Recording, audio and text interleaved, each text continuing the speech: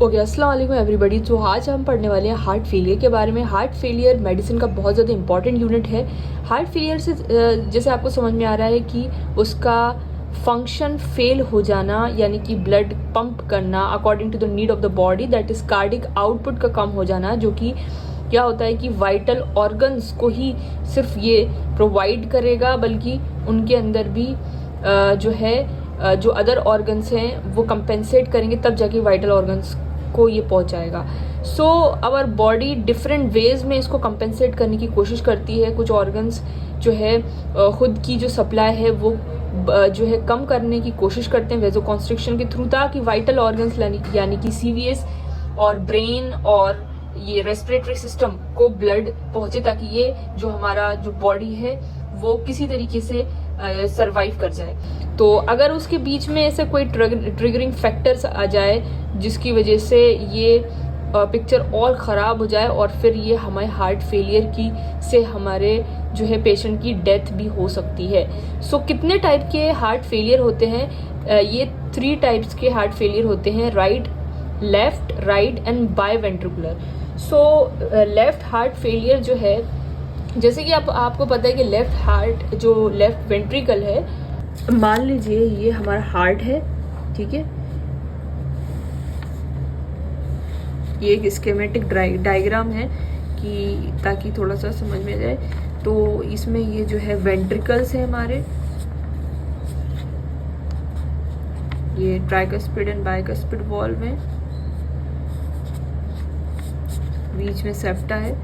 सो यहाँ से क्या होता है कि हमारा जो यहाँ पे आपका इंफीरियर सुपीरियर वेनिक केवा से जो ब्लड जो है हमारा आता है राइट एट्रियम में जाता है, और ये आपका सुपीरियर और इंफीरियर वेनिक केवा से, इंफीरियर वेनिक केवा एंड सुपीरियर वेनिक केवा से और इंफीरियर वेनिक केवा से ब्लड जो है हमारे राइट एट्रियम में जाता है, और राइट एट्रियम से हमारा राइट वेंट्रिकल में जाता है। राइट वेंट्रिकल से फिर उसके बाद ये जाता है हमारा पल्मोनरी आर्टरी के थ्रू, जो डीऑक्सीजनेटेड ब्लड होता है वो जाता है लंग्स के अंदर। ये लंग्स हो गए, ठीक है। तो लंग्स के अंदर जाता है। उसके बाद हमारा ये जो पल्मोनरी आर्टरी है, पल्मोनरी वेन के थ्रू जो हमारी पल्मोनरी वेन है उसकी में ड्रेन होता है लेफ्ट एट्रियम में, और ब्लड होता है ड्रेन लेफ्ट एट्रियम में, ये लेफ्ट एट्रियम है। और उसके बाद ये जाता है आपका लेफ्ट वेंट्रिकल में जाता है ब्लड, और लेफ्ट वेंट्रिकल से फिर जाता है आपका एओर्टा में जाता है, और ये आपके एओर्टा है, ठीक है। एओर्टा जाता है और फिर ये पूरे जो बॉडी है उसमें ये जो है सारी चीजों को सप्लाई कर रहा है ना, पूरी बॉडी को सप्लाई करता है आपका जो एओर्टा से ब्लड जाता है। तो क्या होता है, अगर मान लीजिए कि कोई भी पैथोलॉजिकल कंडीशन होती है, यानी कि कोई भी सिस्टोलिक डिसफंक्शन खराब होता है, उसका सिस्टोलिक डिसफंक्शन खराब होता है, यानी कि कोई भी कार्डियोमायोपैथी हो रही है जिसकी वजह से ब्लड सफिशिएंटली पंप नहीं हो पा रहा, जिसकी वजह से ये किस में जाए, हमारी पूरी बॉडी में जाए, तो सफिशिएंटली लेफ्ट वेंट्रिकल से पंप नहीं हो पा रहा, ऐसा होता है। सिस्टोलिक अगर डिसफंक्शन कहीं होता है, कार्डियोमायोपैथी हो रही है उसको, तो जो वो सही अमाउंट में ब्लड को पंप नहीं कर पा रहा, ताकि हमारी पूरी बॉडी में ये जो है ब्लड पहुंचे। जैसे कि आपको पता है सीलिक ट्रंक के थ्रू हमारे स्टमक में जो है उसमें स्टमक में नहीं जा पा रहा, स्प्लीन में नहीं जा पा रहा, लिवर में नहीं जा रहा, पैनक्रियाज में नहीं जा पा रहा, किडनीज में नहीं जा पा रहा। तो ऐसे करके बहुत सारे ऑर्गन्स में हमारा ब्लड नहीं जा पा रहा, क्योंकि उसको कार्डियोमायोपैथी है।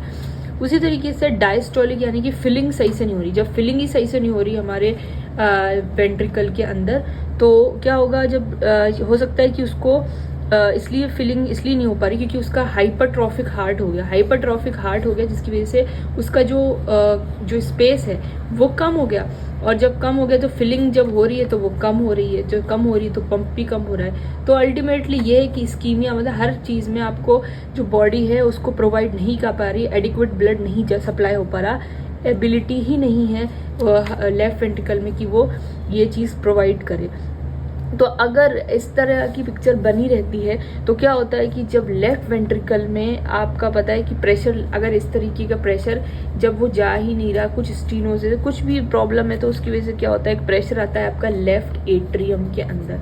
लेफ्ट एट्रियम के बाद कहाँ से जो है ब्लड आ रहा है, ये पल्मोनरी जो वेन है वो लेके जा रही है। पल्मोनरी वेन आपको पता है ये कहाँ जा रही है, ये जा रही है हमारे लंग्स से ही तो आ रही है। तो लंग्स से अगर ये पल्मोनरी वेन आ रही है तो इसमें जो आपका लंग्स है उसके अंदर प्रेशर पड़ेगा और लंग्स के फीचर आपको मैनिफेस्ट होंगे, जैसे कि कलेक्शन होगा आपका fluid in the interstitial spaces में, जो है वो फ्लूइड का जो है कलेक्शन होगा, जिससे आपको पल्मोनरी एडिमा होगा।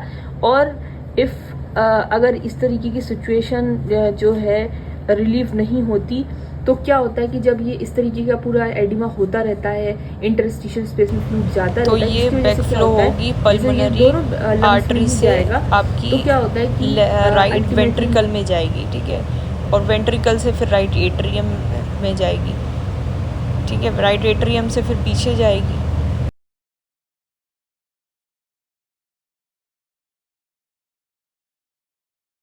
पड़ेगा। और आपको पता है कि राइट एट्रियम के बाद जो है आपका जब प्रेशर पड़ता रहेगा तो पूरा राइट हार्ट फेलियर की तरफ पिक्चर चली जाती है। तो इसमें क्या होता है, जब ये पूरा प्रेशर बढ़ रहा है तो ये कहाँ से आ रहा था, आपका सुपीरियर इन्फीरियर वेनी का वैसे, तो ये सारी चीज़ें बैकफ्लो होगा और जेवीपी रेज होगा और आपके ऑर्गन्स में भी अलग अलग, जैसे कि लिवर है आपका और बहुत सारी चीज़ें स्प्लीन वगैरह, तो उसमें भी आएगा। तो राइट हार्ट फेलियर का कॉज लेफ्ट हार्ट का फेलियर भी हो सकता है।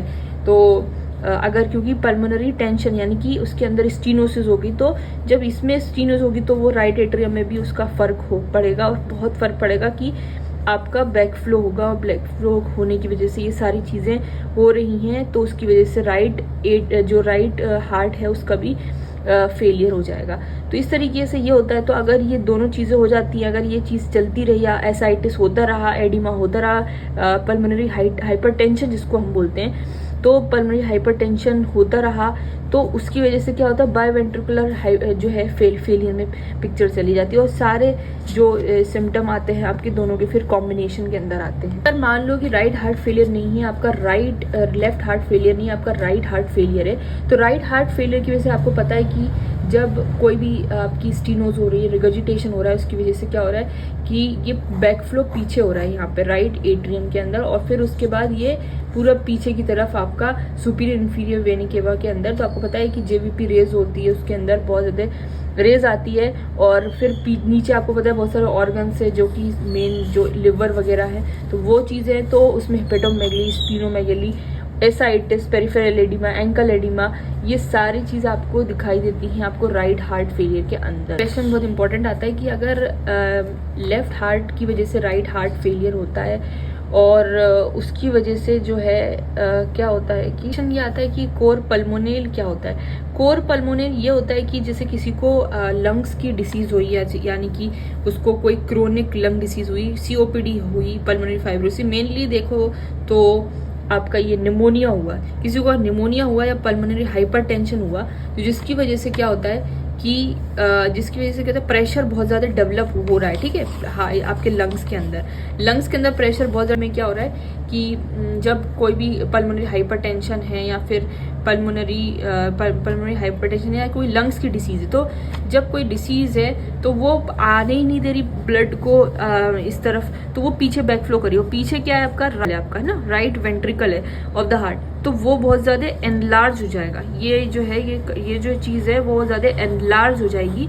right ventricle of the heart become enlarged and fails due to increased pressure and resistance in the lung, often caused by chronic lung disease।